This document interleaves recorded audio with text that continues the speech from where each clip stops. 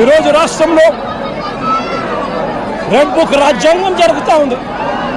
రేపు సుదీర్ఘంగా 11 గంటలకు మళ్ళీ ఒక ప్రెస్ మీట్ పెట్టి రాష్ట్రంలో ఇవాళ జరుగుతూ ఉన్న కరెంట్ అఫైర్స్ మీద, ఇంకా సుదీర్ఘంగా కూడా చంద్రబాబు నాయుడు గారు చేస్తూ ఉన్న అన్యాయాల మీద రాష్ట్ర ప్రజలందరికీ కూడా కరెంట్ అఫైర్స్ మీద మళ్ళీ వివరించడం కూడా జరుగుతుంది.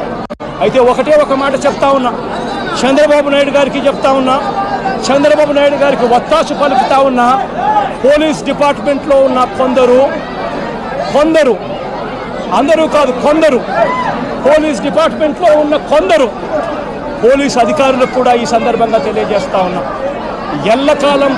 ఎల్లకాలం చంద్రబాబు నాయుడు గారు అధికారంలో ఉండరు. చూస్తూ 1 సంవత్సరం అయిపోయింది. మరో 3-4 ఏళ్లలో మా ప్రభుత్వం వస్తుంది. మా ప్రభుత్వం వచ్చిన తర్వాత ఒక్కొక్కడికి సినిమా చూపిస్తామని చెప్పి మాత్రం ఖచ్చితంగా చెప్తా ఉన్నాను.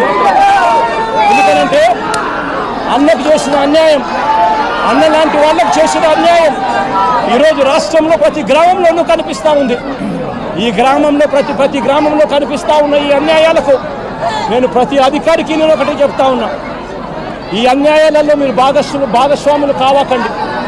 భాగస్వాములు అయినారు అని అంటే మాత్రం చంద్రబాబు నాయుడు గారితో పాటు మిమ్మల్ని కూడా బోనెక్కిచ్చే కార్యక్రమం ఖచ్చితంగా చేస్తాము అని చెప్పి ఖచ్చితంగా హెచ్చరిస్తూ ఉన్నాం.